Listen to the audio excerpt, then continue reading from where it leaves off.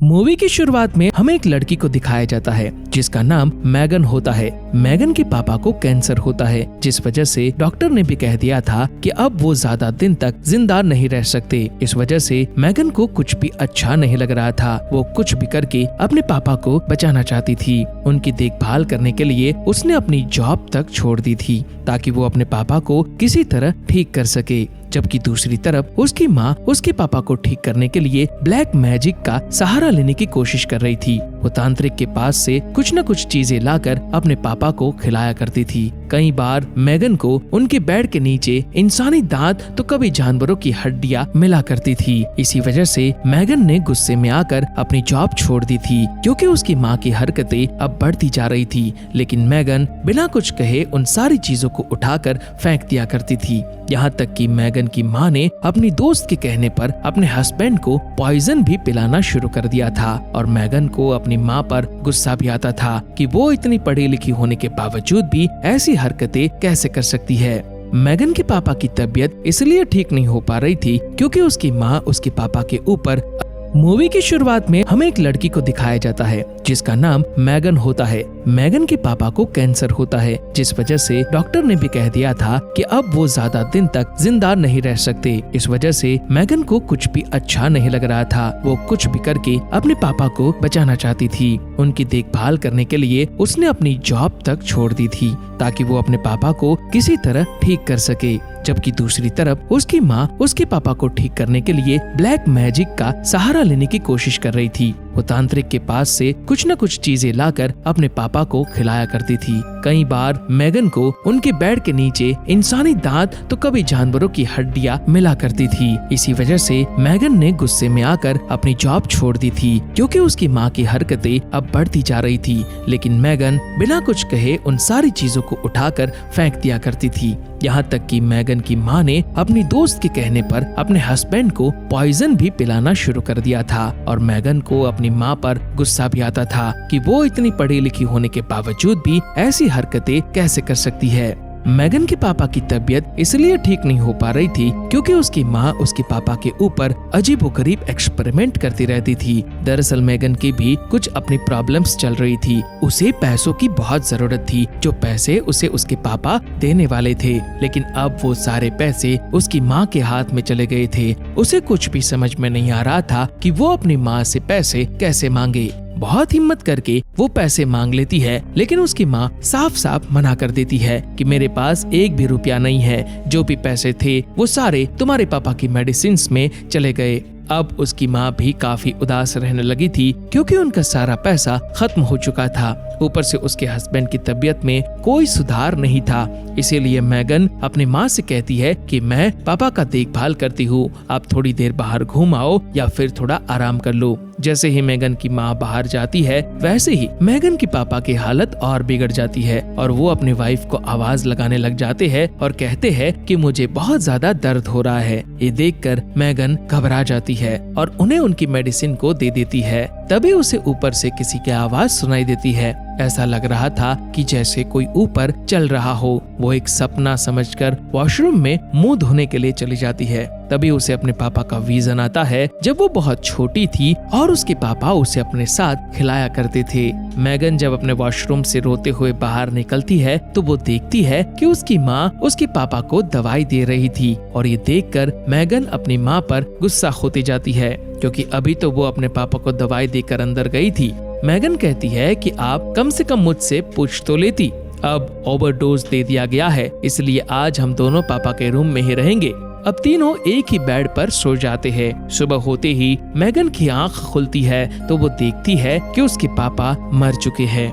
मैगन घबरा कर अपनी माँ को बताती है और रोने लगती है। फिर उनके मुंह और आंखों को बंद करती है और इस हादसे से मैगन काफी पूरी तरह से टूट जाती है। लेकिन मैगन की माँ को तो कोई फर्क ही नहीं पड़ रहा था। वो सोच में पड़ जाती है कि क्या माँ को पापा से प्यार ही नहीं था। अब मैगन को इस बात की टेंशन थी कि उसे अपने पापा का फनरल करना होगा। और जब वो इस बारे में अपनी माँ से बात करती है तो वो बिना सुने ऊपर चली जाती है। यहाँ पर मैगन को पता चलता है कि उसकी माँ किसी को फोन पर कह रही थी कि मेरा हस्बैंड मर चुका है, इसलिए आप जल्दी से आ जाओ। मैगन जल्दी से अंदर आकर पूछती है कि मॉम आप किससे बात कर रही थी, लेकिन उसकी माँ उसे कुछ बताती नहीं है और कॉफी बनाने लग जाती है। फिर वो मैगन को गाने प्ले करने के लिए कहती है। इस बात से मैगन को गुस्सा आ जाता है और वो कहती है मॉम आपको आखिर क्या हो गया है, मेरे पापा मर चुके हैं और हमें उसका फ्यूनरल करना है। लेकिन इस बार उसकी माँ भी चिल्लाकर कहती है चुप रहो, कुछ नहीं होगा,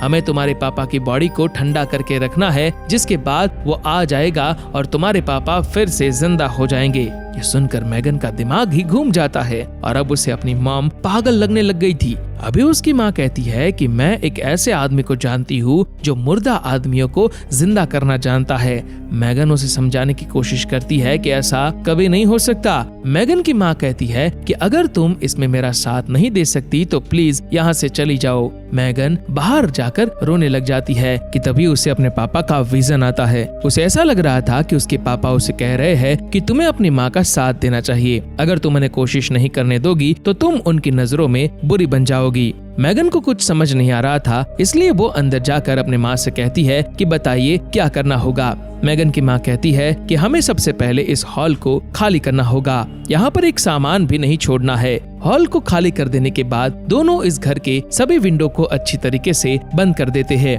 ताकि घर में रोशनी तक अंदर न आ सके। सारी खिड़कियाँ ढकने के बाद जब वो शीशे को ढकने गई तभी उसे शीशे में एक साया दिखाई दिया। जैसे ही उसने लाइट ऑन की तो वहाँ पर कोई नहीं था। उसने फिर से शीशे में देखा तो फिर से साया दिखाई दिया और जब उसने फिर से घर की लाइट ऑन की तो वहाँ पर कोई भी नहीं था। डरते हुए उसने सारे शीशे के ऊपर कपड़ा डाल दिया, जिसके बाद दोनों माँ बेटी ने एक समान कपड़े पहन लिए। फिर दोनों उस आदमी का इंतजार करने लगती है जिसे मैगन की माँ ने कॉल किया था।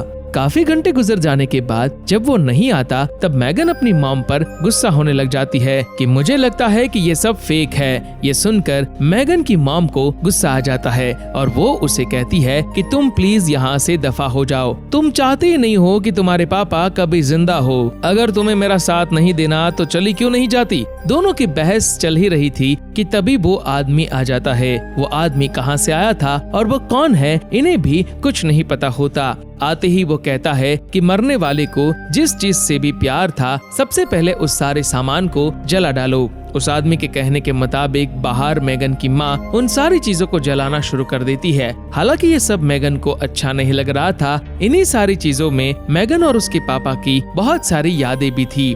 मैगन अपनी माँ से कहती है कि प्लीज आप इस चीज को ना जलाए, लेकिन उसकी माँ एक भी नहीं सुनती और उसे जला देती है। साथ ही ये भी कहती है कि अगर तुम्हारे पापा जिंदा हो गए तो उनके सामने इन चीजों की क्या वैल्यू है। सब कुछ जलाने के बाद दोनों घर के अंदर चली जाती है और वो एक बैग मांगता है।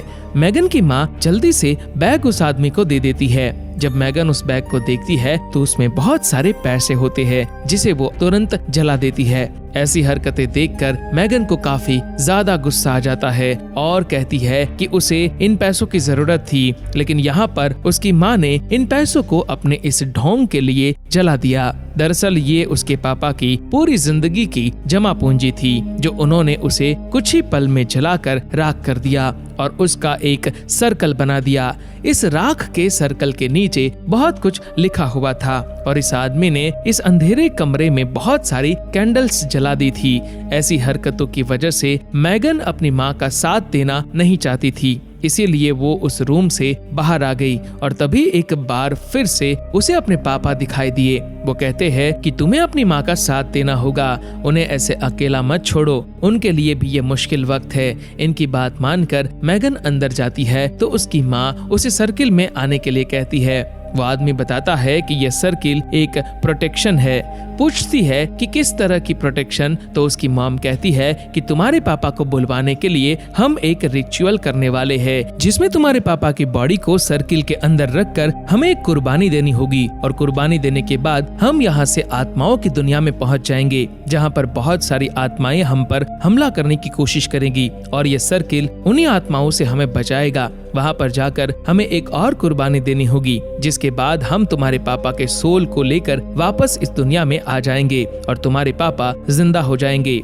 अब वो तांत्रिक अपना रिचुअल स्टार्ट कर देता है। सबसे पहले तांत्रिक मैगन की माँ की हाथ की एक उंगली को कुर्बानी के लिए काट लेता है, जिसके बाद वो मैगन की तरफ मैगन डर रही थी लेकिन वो जबरदस्ती मैगन की एक उंगली काट देता है। दर्द के मारे मैगन बेहोश हो गई। जब उसे होश आया तो आदमी उसके आंसू अपने चाकू से उठा रहा था। तभी उसकी माँ कहती है कि चलो अब तुम्हारे पापा को वापस लाने का वक्त आ गया है। दोनों एक दूसरे का हाथ पकड़ लेती है और मंत्र बोलना शुरू करती है। उस आदमी की बातों को फॉलो करते हुए वो दोनों आत्माओं की दुनिया में पहुंच जाती है। जब इनकी आंख खुलती है तो वहाँ पर सब कुछ बदल गया था। तांत्रिक को किसी ने बुरी तरह से मारा हुआ था।